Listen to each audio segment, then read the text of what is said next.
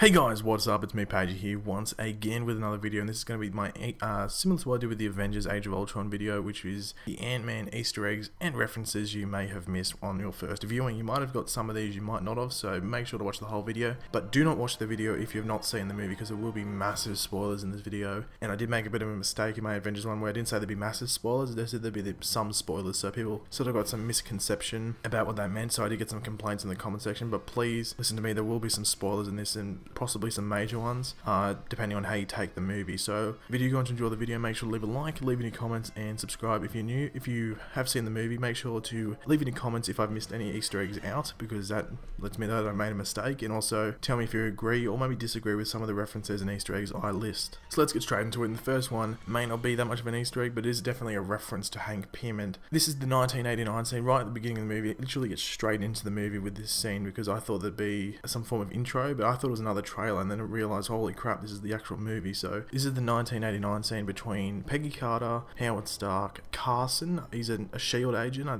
can't remember his first name, and also Hank Pym. Now the scene involves Hank Pym basically storming in, and he finds out that SHIELD have actually been trying to figure out or trying to get a hold of his Pym particle formula, which obviously allows the shrinking and stuff like that, and also shows some vision of Hank Pym as the Ant-Man. It's really choppy imagery because it is like a 1989 secret surveillance footage, so it's not like now where like it can be like really decent quality. It's back then in 1989 where computers cost $1 million, or maybe not $1 million, but you know, computers weren't that advanced, and so it was imagery and stuff like that. But we do see Hank Pym like fighting. I think they look like Hydra soldiers. Correct me in the comment section if you've seen the movie. I thought they were Hydra, but I might be wrong. The next reference involves Darren Cross, aka Yellow Jacket. Now, while he's actually referring to like the Legend of Ant-Man, I think he's in a room trying to sell or pitch the idea of his Yellow Jacket idea to some people, one of which was a certain member of another organization, which I'll get into. But while he's explaining it, he says something along the line of Tales to Astonish, which is a major reference to Hank Pym's first appearance as Ant-Man, which is in Tales to Astonish number 35. Now, after Ant-Man, the Scott Lang version of Ant-Man, might I say, defeats Falcon, he says to someone over the line, I really don't want Cap to find out about this. Now, could he be talking to Sharon Carter? Maybe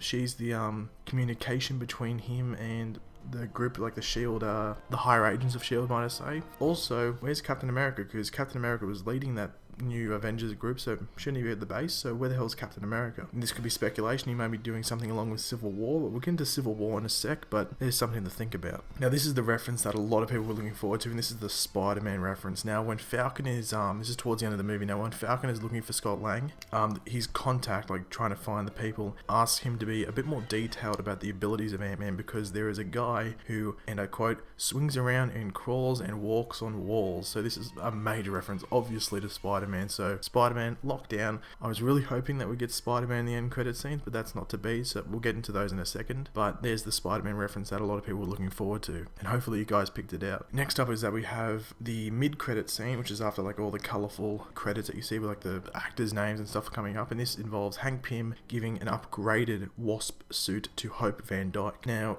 early in the movie, the actual Wasp suit that Janet Van Dyke is wearing, it doesn't look it just looks like an Ant-Man costume, really, with wings. I think it had wings, so it doesn't really look anything like the comic version of the Wasp costume. But this one that Hank Pym gives to Hope looks exactly like it, maybe a bit more modernized, but looks really, really similar to the one in the comics. So that was a really, really cool, I guess you could say, Easter egg, because you really do have to sort of read the comics to know that that looks exactly like the one from the comics. So there's the Easter egg, I guess. Now the end credit scene involves Captain America and Falcon and finding Bucky. He's all like tied up and like beat up and stuff like that, and they say some other dialogue, but I can't remember at the moment. So if you have not seen the movie, I don't know why you wouldn't if you're going to watch this video, but you're going to see it again. Maybe try and listen for that bit, because I missed some of it. But essentially the one quote that I do get is that they can't tell Tony Stark, but Falcon actually knows who to call, and in this case it's Scott Lang. Now they're not wearing their superhero outfits or the superhero suits, might I say, so they're in just casual attire, and they find Bucky Barnes. So I'm not too sure, this might be throughout the events of Civil War, so this might actually be a shot from the Civil War movies just put at the end of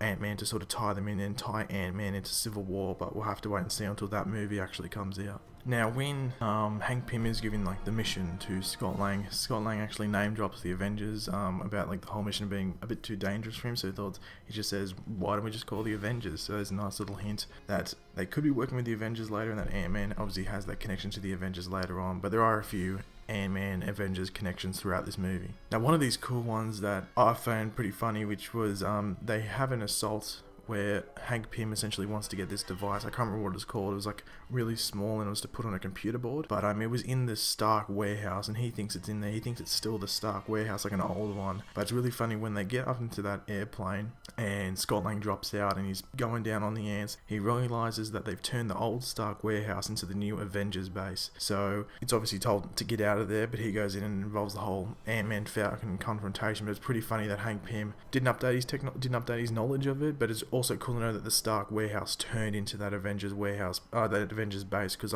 they probably referenced it in Avengers Age of Ultron, but I completely missed it at all. So pretty cool to see that whole Stark Avengers connection once again. Connecting Age of Ultron and Ant-Man again, Hank Pym actually references the events from Age of Ultron, which involves the whole cities from the sky thing, or cities falling from the sky. So obviously that Hank Pym isn't too fond of the Avengers, but he understands that they obviously are trying to do good. Now, the thing that we get in every single Marvel movie, which is the Stan Lee cameo, I honestly hadn't seen him, and it happens right at the end of the movie as well. I was like, oh, finally. I thought, where the hell was he? And this is obviously his cameo as himself as a bartender in a flashback. He doesn't have any lines. They mimic the voice of, I think it's Michael Peña or something, or Peña. I don't know how you pronounce his name, but I think he's talking and basically just mouths over Stan Lee talking, so you don't actually hear his voice, but you do see him. Now, the microverse is actually introduced in this movie, but they don't call it the microverse, and I think they actually just call it an alternate realm, but this could be leading to the negative zone. Sorry for my voice breaking there, but the negative zone in Civil War, possibly for holding prisoners, but we'll have to wait and see, because it is a bit of a big leap, but it is possible. This could be like some form of hint at it. And the last one I have, unfortunately, I tried to think in my head as much as I could of them, but there are massive hints at Giant Man, which is obviously like the reverse of Ant-Man, but it's still Hank Pym, but obviously in this case it could be Scott Lang, and this involves the little discs that Hank Pym gives Scott Lang to make things either shrink or grow, and they there's throughout the movie multiple things grow. One of them is one of the ants, which doesn't die either, so that's really interesting that the organic material can actually grow and live, unlike the testing that Darren Cross was trying to do where they were shrinking and turning into like pink pussy mess. It was really disgusting. I don't know what it was, but they grow and can live, so that just hints that Giant Man is actually possible. They just have to work it into the suit somehow. And also he grows out of that alternate realm into his normal self again, because he's obviously atom size, and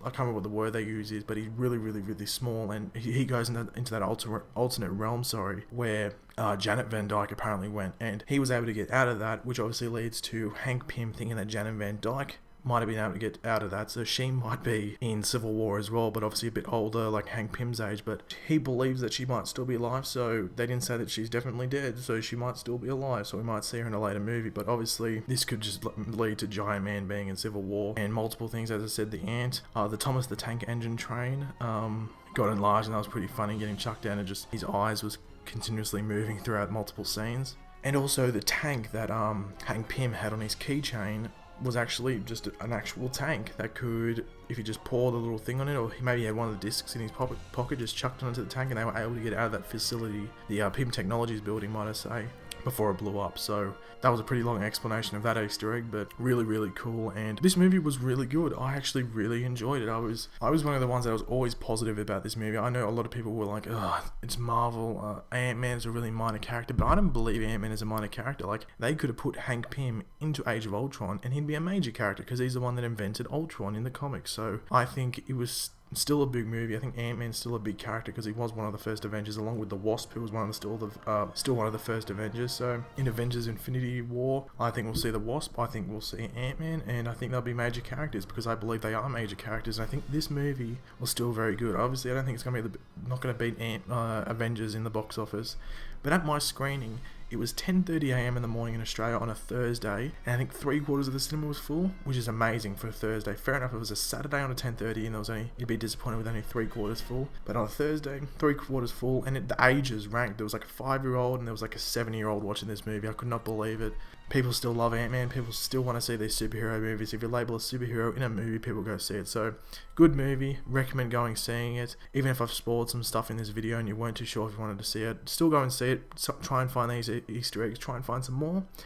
And yeah, I loved it. Probably give it a 4 out of 5. 4 out of 5, I think I'd get it. And funny, action-packed, good superhero movie, good references into the Marvel Cinematic Universe, and finally got that Spider-Man reference, the first one in the cinematic universe towards Spider-Man. So as I said before, if you did enjoy the video, make sure to leave a like, leave any comments for Easter eggs and stuff like that, and subscribe if you're new. I'll catch you later, guys. Goodbye.